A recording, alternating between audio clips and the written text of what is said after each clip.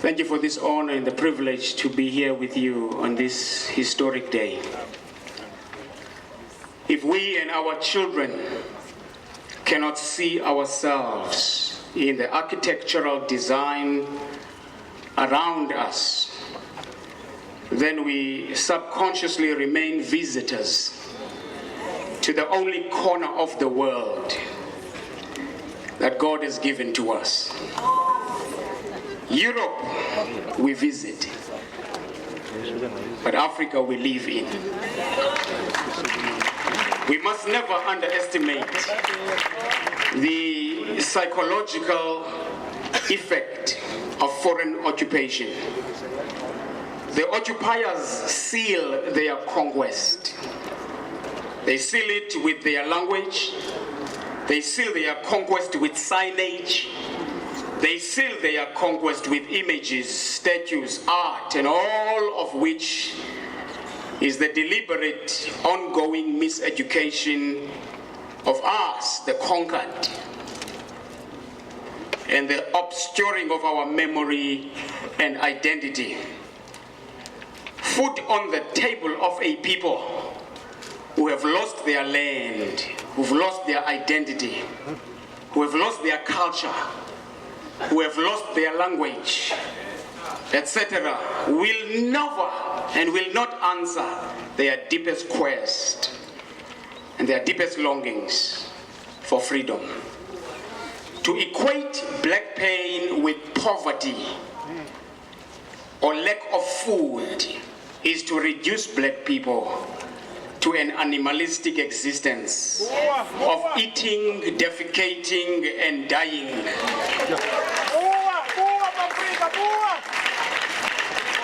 One of the lessons we have learned over the last few weeks is that a revolution is unpredictable. It may lie dormant for the longest time and erupt when it is least expected. We have also learned through the courage of students here at this university that ivory towers and corridors of white power are not untouchable.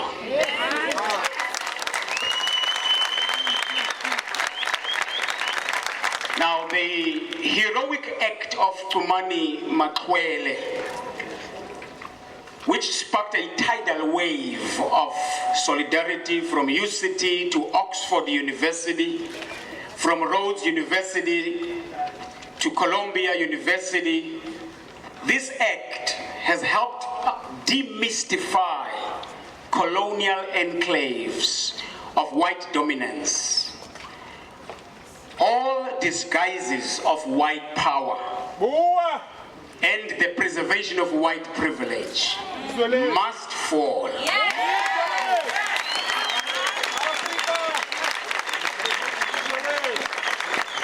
Now, black people all over the world are emboldened by what the students have been able to accomplish here. And we are assured once again that black pain will not be left to fester indefinitely. Freedom for black people will not be postponed forever.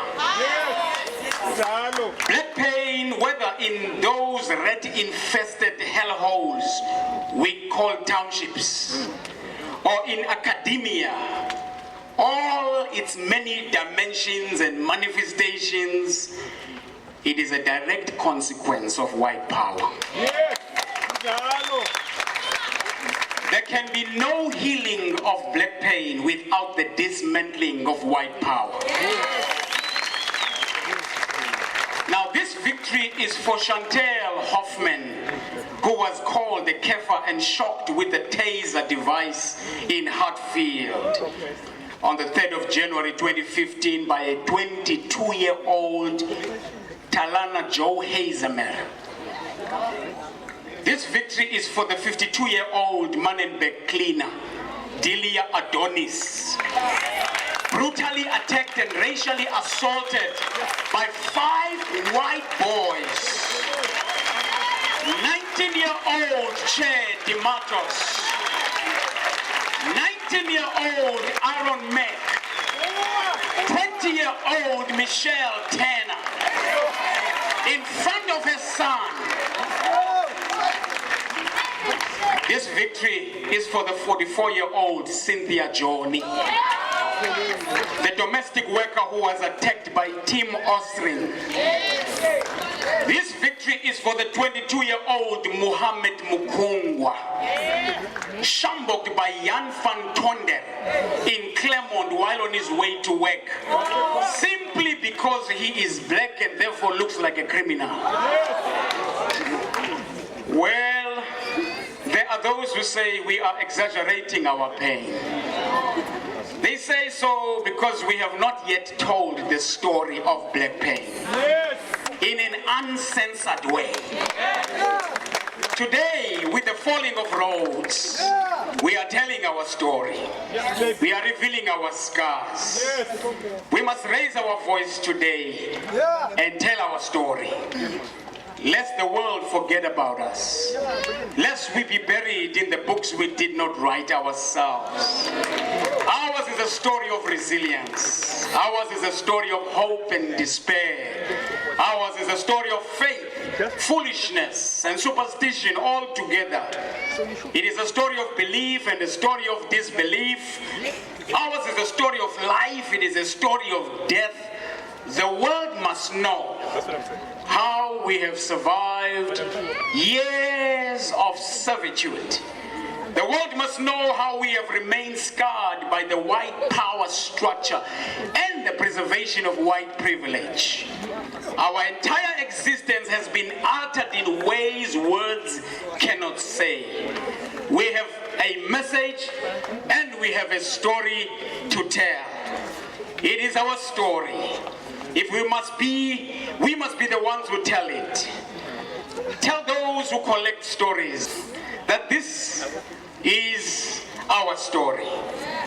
Come on, I want you to help me now. Say to them, the editor in the newsroom, this is our story. Tell the writer with an iPad in his hand, this is our story. African story. Tell the tourist with a Sony digital camera, this is our story. Tell the journalist with the deadline to meet, this is our story. Tell the publisher and the New York Times bestseller, this is our story. Tell all of them. Tell them that they are thieves. Tell them that they have stolen our story of pain. Tell them that their camera lens has obscured our pain. Tell them that their filmmaker and their artist has trivialized our story of pain.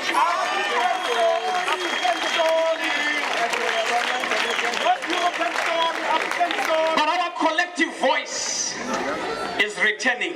Our collective faith. Our collective faith is high enough. This is our story. We will tell it as it is, and we will tell it as we like.